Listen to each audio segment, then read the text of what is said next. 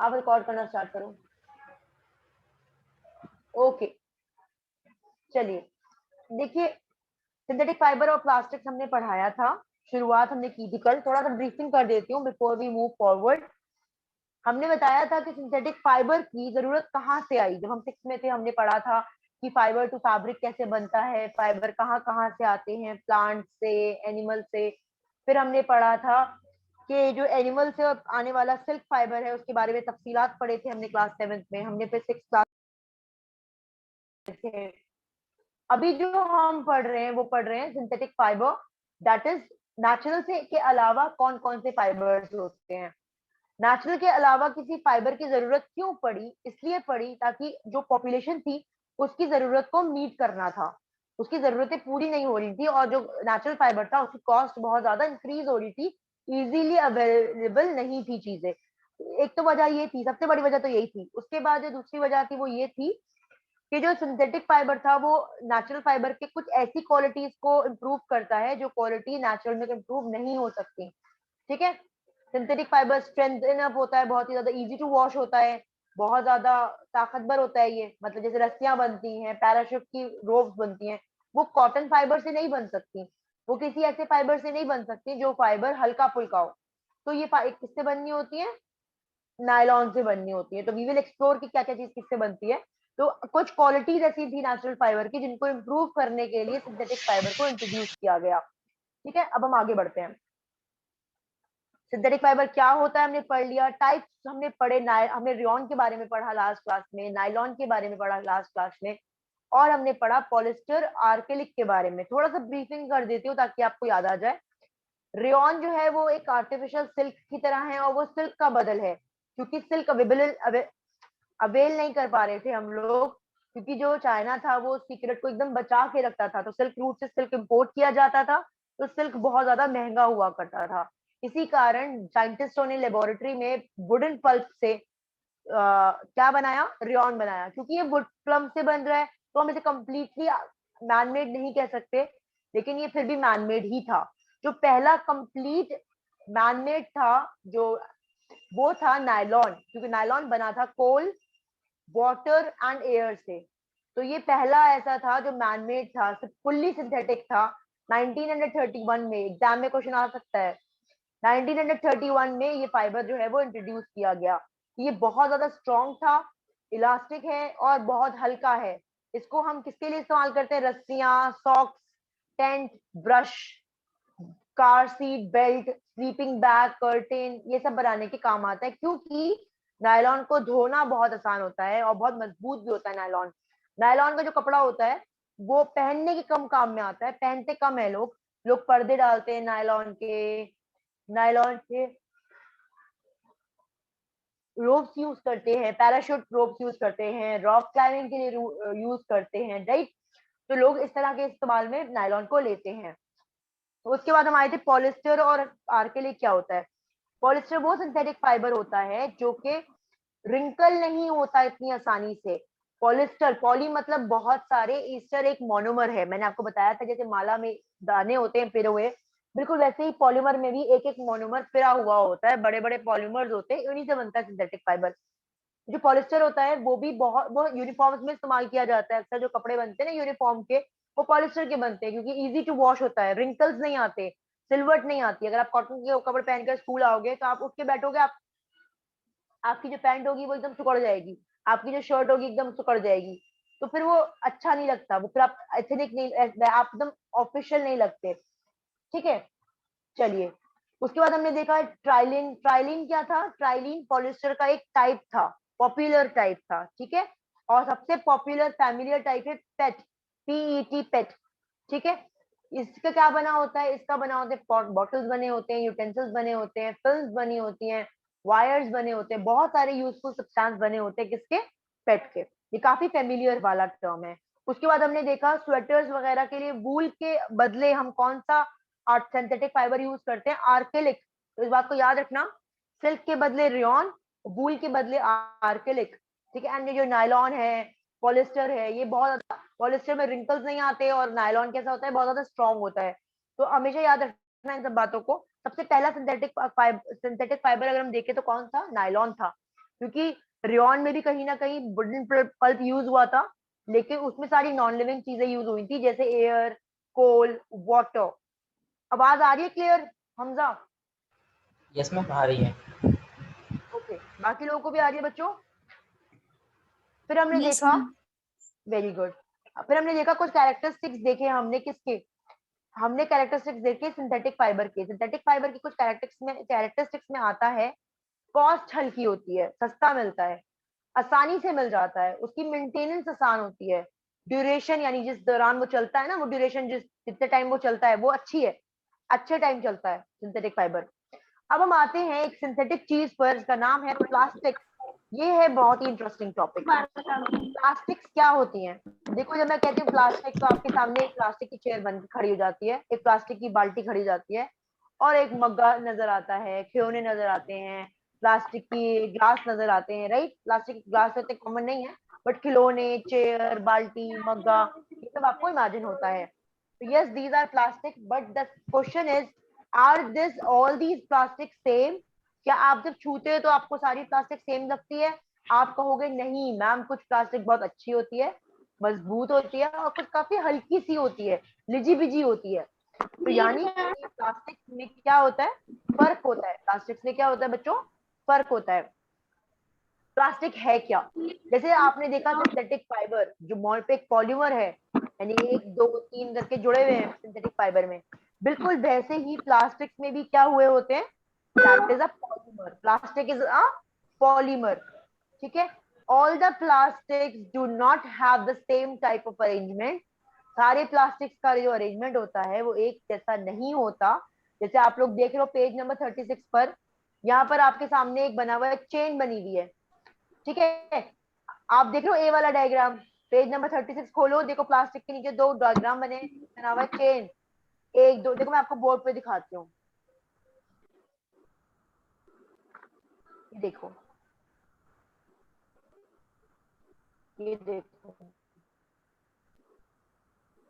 एक जुड़ा दूसरे से, दूसरा जुड़ा तीसरे से, एंड सो ऑन। इसे कहते हैं चेन अरेंजमेंट, या फिर हम इसे कह सकते हैं लीनियर अरेंजमेंट। लीनियर, लीनियर का मतलब क्या होता है? लाइन में।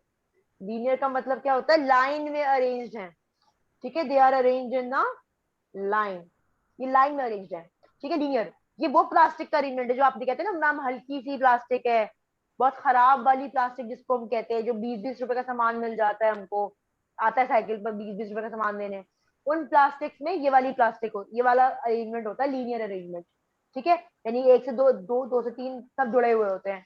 लेकिन जो अच्छी वाली प्लास्टिक होती है, जिसमें बहुत ज्यादा अच्छी प्लास्टिक जैसे हम कहते हैं, जिसका मजबूत चीजें बनी होती है, जैसे आप मान लीजिए आपका स्विच बोर्ड, आपका स्विच बोर्ड में जो प्लास्टिक लगा है वो इतना ज्यादा अकड़ा हुआ है कि आप देखोगे, उसको छू के देखोगे तो आपको क्वालिटी नजर आएगी।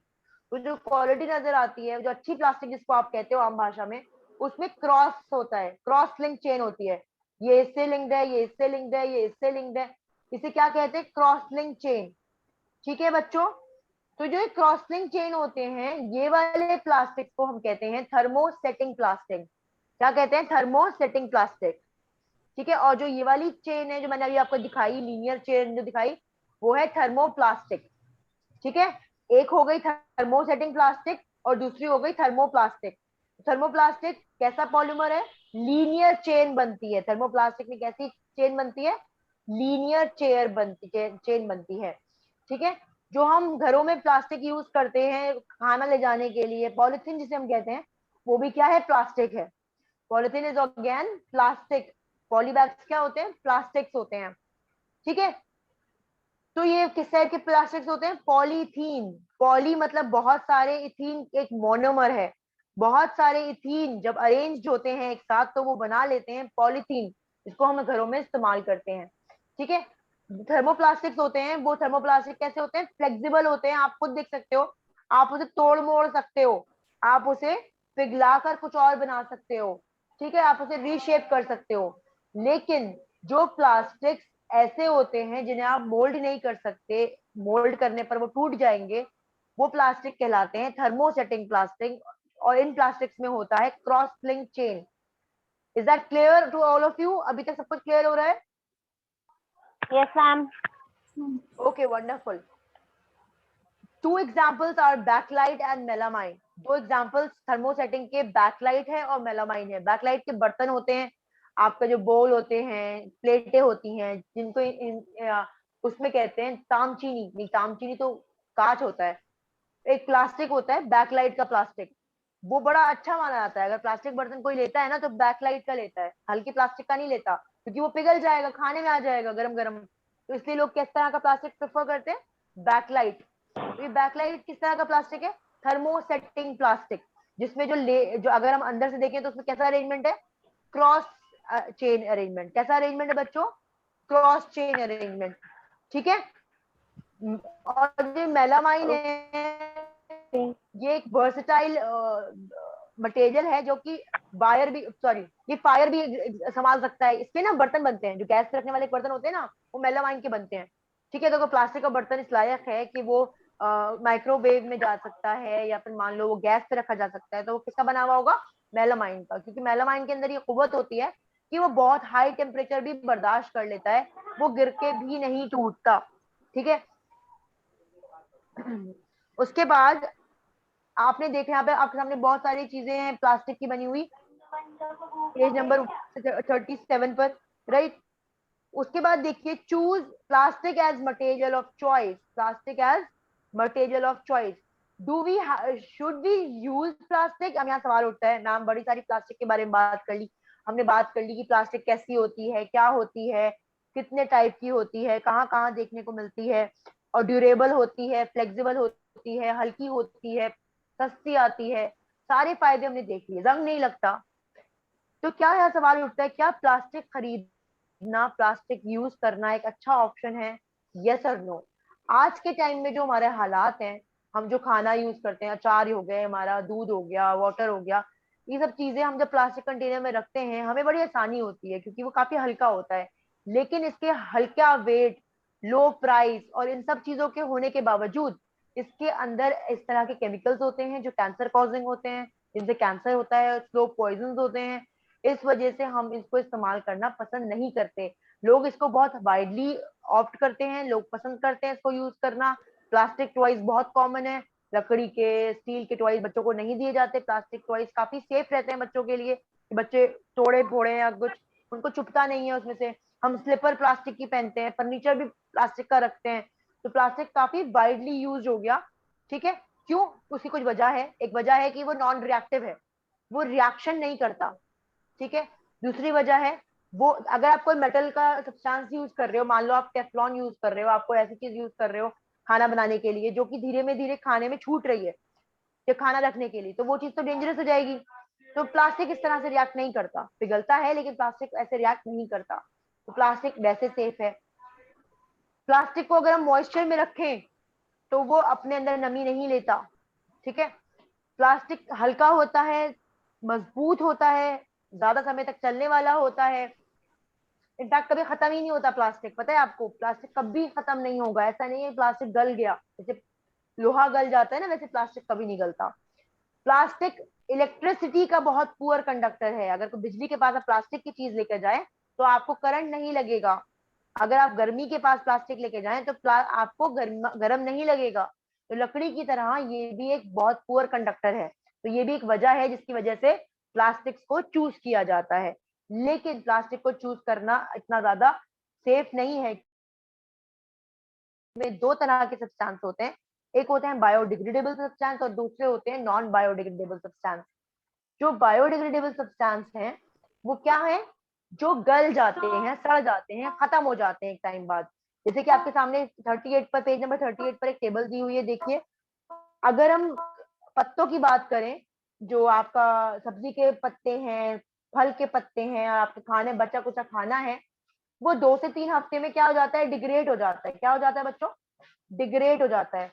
लेकिन इसलिए बायोडिग्रेडेबल है।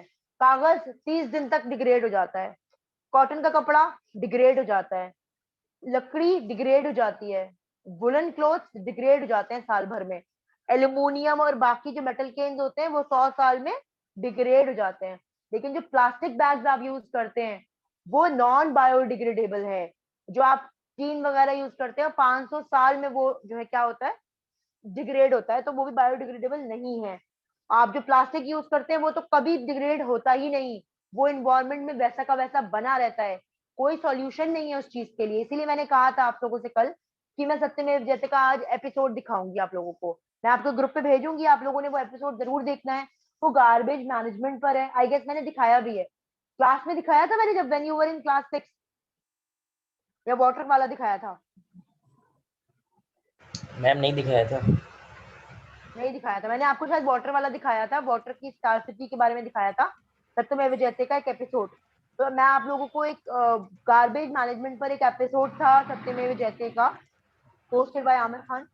वो बहुत ही जबरदस्त वो था, एपिसोड था। उसमें आपको पता चलेगा कि गार्बेज मैनेजमेंट कितनी बड़ी समस्या बन गई हमारे मुल्क के लिए।